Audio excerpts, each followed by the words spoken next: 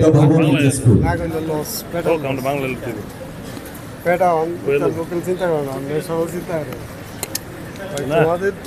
সঙ্গীতা পাল, নিশিতা। আজকের অনুষ্ঠানে প্রধান অতিথি রাজ্যের মাননীয় মুখ্যমন্ত্রী প্রফেসর ডক্টর মাসি। আজকের অনুষ্ঠানের উদ্বোধক তথা প্রধান অতিথি রাজ্যের জনপ্রিয় মুখ্যমন্ত্রী প্রফেসর ডক্টর মানিক সাহা মহোদয়কে আমাদের পরম্পরাগত ভিসা এবং পুষ্প। যে প্রায় 1,22,509 জন ছাত্রীকে এবার মানে সারা ত্রিপুরাতেই নবম শ্রেণীর যারা ছাত্রছাত্রীরা আছেন, তো তাদেরকে আজকে বিনামূল্যে বাইসাইকেল প্রদান করা হবে। এখানে শিশু বিহারে হচ্ছে তো প্রায় 41,800, এবারে 41,800। তো এই যে সংখ্যাটা, সেই সংখ্যাটা সাইকেল দেওয়ার অর্থটা কি, কেন সাইকেল দিলাম? এটা তো সাইকেল দেওয়ার অর্থ হচ্ছে মেয়েদের যাতে স্কুলে সময় মতো আসতে পারে, সময় যেন বাঁচানো যায়। আর একটা সাইকেল থাকলে তার মধ্যে কিন্তু একটা আলাদা একটা ফুর্তি আসে, যে আমার একটা মানে বাহন আছে, সেই বাহন দিয়ে আমি স্কুলে যাব। এই যে বিষয়গুলো, এটার মধ্যে কিন্তু আলাদা একটা ফিলিংস থাকে। এই কন্যা শিক্ষাকে যাতে আরো সামনের দিকে এগিয়ে নিয়ে যাওয়া যায়, তার জন্য এই কর্মসূচি। এবং আমার মনে হয় যে এই ধরনের উদ্যোগ আমাদের স্কুল এডুকেশন ডিপার্টমেন্ট থেকে এটা আগামী দিনও বজায় থাকবে এবং সেটা করা খুবই প্রয়োজন। এবং যখন এই যে ড্রপ আউটের সংখ্যা মেয়েদের মধ্যে দেখা যাবে, ছেলে মেয়েদের মধ্যে বিশেষ করে অনেক কম হয়ে যায়, যখন এই ধরনের সুযোগ সুবিধা দেওয়া হবে, তারা কিন্তু ড্রপ আউটের সংখ্যাটাও কিন্তু অনেকটা কম। ত্রিপুরাতে এখন কিন্তু ড্রপ আউটের সংখ্যা অনেক কম। এবং একজন মেয়ে যখন তার শিক্ষার দিক দিয়ে গুণগত শিক্ষা যখন সে পায়, তার নিজের তো উন্নয়ন হয়, কিন্তু তার পরিবারেরও কিন্তু উন্নয়ন হয়। পরিবারের উন্নয়ন হয় মানে সমাজের উন্নয়ন হয়, আর সমাজের উন্নয়ন হলে রাজ্যের উন্নয়ন হয়, রাজ্যের উন্নয়ন হলে দেশের উন্নয়ন হয়।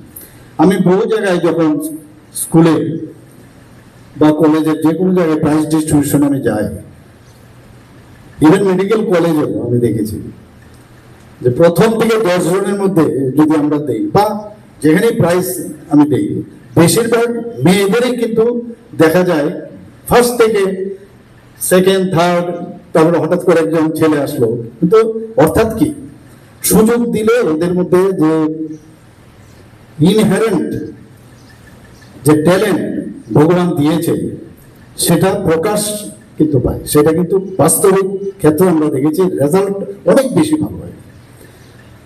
তো সেই জায়গায় মাননীয় প্রধানমন্ত্রী যে বারবার বলছেন নারী শিক্ষা খুব প্রয়োজন এবং তাদের সুরক্ষাও প্রয়োজন এবং তাদের এম্পাওয়ারমেন্ট করার জন্য খুব প্রয়োজন। আমরা সবাই জানি 2023-এ শুধু পড়াশোনা শিক্ষা দীক্ষা এম করলাম তা নয়, তাদেরকে রাজনৈতিকভাবেও এম্পাওয়ারমেন্ট যাতে করা যায়, তার জন্য 2023-এ পার্লামেন্টে এবং রাজ্যসভায় দুটো জায়গায় কিন্তু এই 33% রিজার্ভেশন মহিলাদের যাতে দেওয়া যায় বিধানসভা এবং পার্লামেন্টে, সেটা পাশ হয়েছে। অ্যামেন্ডমেন্ট এনেছিল, বিরোধীরা সেটা দেয়নি, কিন্তু পাশ কিন্তু হয়ে গেছে।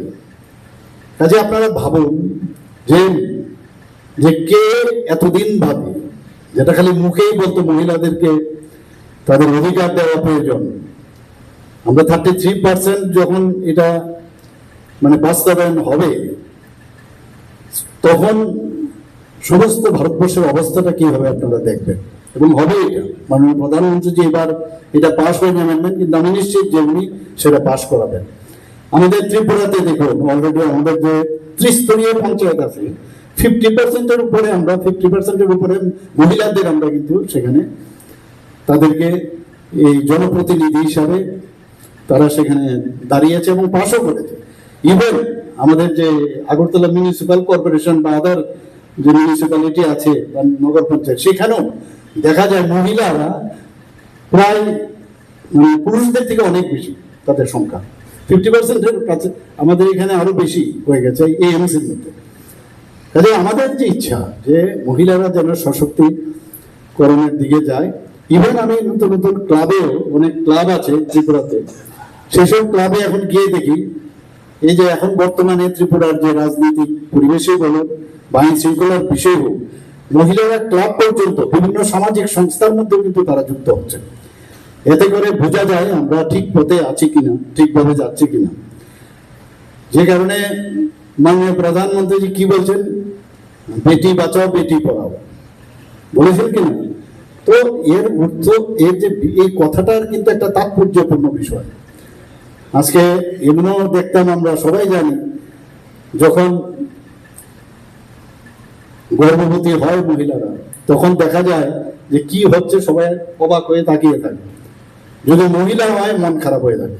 কিন্তু এখন দেখা যাচ্ছে যদি মেয়ে যদি জন্ম হয়, তো একটা খুশির বাতাবরণ দেখা যাচ্ছে, যে মেয়ে